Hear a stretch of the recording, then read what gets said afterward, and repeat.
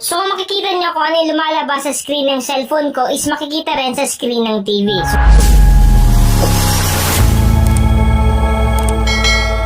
So kinokonek yung cellphone ko sa TV.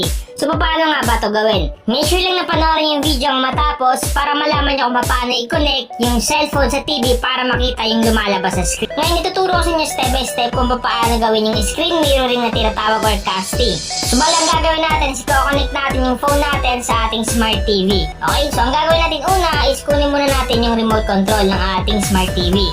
Make sure lang na nakakonect siya sa Wi-Fi para gumana itong screen mirroring or casting.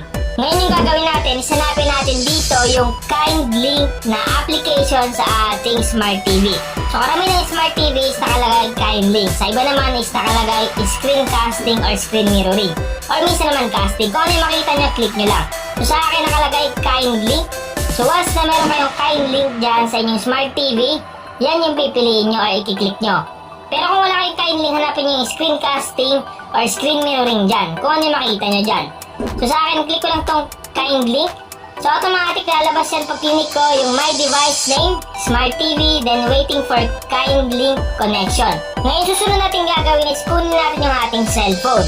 So once na makuha na natin yung cellphone at naka-open yan, ang gagawin natin is swipe down lang natin yung screen. Swipe down. Then hanapin lang natin dito yung screen casting or screen cast. Swipe left lang natin kung hindi natin makita. So, nakikita yan dyan sa may pag-swipe mo sa left. So, yan, katulad nito, screencast yung nakalagay. So, karamihan ng cellphone is mayroon ito. So, gagawin mo lang, click mo lang yan at maglo-loading yan. Nakalagay dyan, cast screen to device. At lumabas dyan yung result, smart TV wireless display. So, ibig sabihin lang, ito yung aking smart TV. So, dapat makonect mo yan at alam mo yung name ng smart TV mo. Kung ano yung lumabas dito sa may screen ng cellphone. At ang gagawin natin para makakonect dyan is syempre, itap lang natin yan. So, tap natin.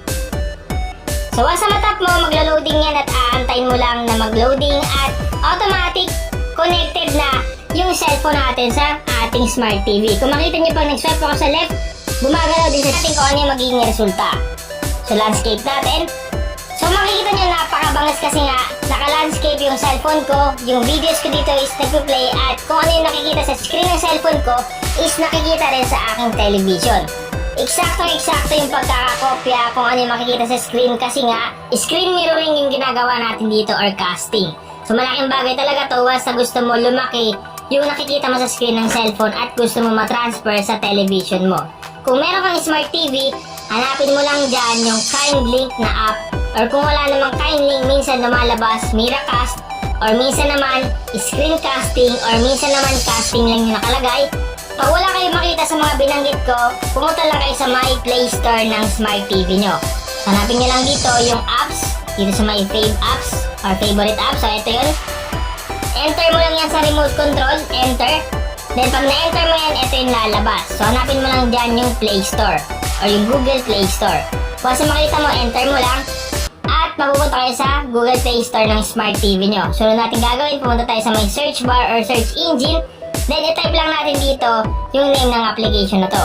So once na wala kayo makita kind link, Miracast, screencasting or casting na nakalagay or kung ano man yung pangalan ng casting sa inyo, i-search nyo lang sa Google Play Store at i-download nyo. So katulad nito, ito yung sinasabi ko sa inyo, marami dito pagpipilian. Pero pwede mo i-download dito kahit alin. Pero yung masasuggest ko sa inyo is try nyo tong screen mirroring dito na cast screen on TV.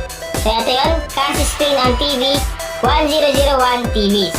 So try nyo yan para gumana sa inyo yung screen mirroring or casting from cellphone to television. At bukod sa pag-play ng mga videos and movies sa screen ng cellphone natin para makita sa television, pwede ka rin dito maglaro ng mga iba't ibang games katulad nito. So ito yung games ko sa cellphone ko, susubukan ko dito i-play. At kung makikita nyo, napakalinaw din talaga ng lumalabas sa screen ng television at dun sa may screen ng cellphone, kung mapapansin nyo, talagang gumanda at gaganahan ka talaga maglaro. So katulad nito, yung nilalaro ko dito is bilyar. Ngayon, yung nilalaro ko dito is mas luminaw dun sa may television. So nakadepende pa rin yan sa uri ng smart TV nyo. Halimbawa yung smart TV nyo is 1080p na or 4K resolution, mas lilinaw yan. Pero sa akin is 1080p Full HD lang to. Pero kahit pa paano, malinaw na rin yung pag-screen mirroring niya or casting niya from cellphone ko. So ngayon, subukan natin to laruin. Titingnan natin kung okay naman siya. Halimbawa, kinokontrol ko dito sa cellphone. Subukan natin tirahin. So okay naman. Medyo may lag lang ng konti kasi nga may kalumaan na yung aking Smart TV at yung kanyang RAM is mababa lang. Pero kung sa inyo yung Smart TV nyo is mataas yung RAM at latest, talagang napaka-smooth niyan once na maglalaro kayo ng games, once na manonood kayo ng mga videos and magpe-play kayo ng mga movies, talagang napakabangis ng screen mirroring or casting from cellphone to Smart TV. So kung gusto mo rito subukan, itry mo na. Sa mga natulungan ng aking videos or kung may natutunan ka sa mga videos ko ngayon, pakishare naman sa inyo mga kamag-anak, tropa, kaibigan, kapamilya, or kahit ano mo pa yan, pakishare naman ang aking video para malaman din nila kung paano gawin yung screen mirroring or casting from cellphone to television. Kung nakatulong ang video na ito sa iyo, please subscribe and click the notification bell para updated ka sa ating mga bagong tutorial.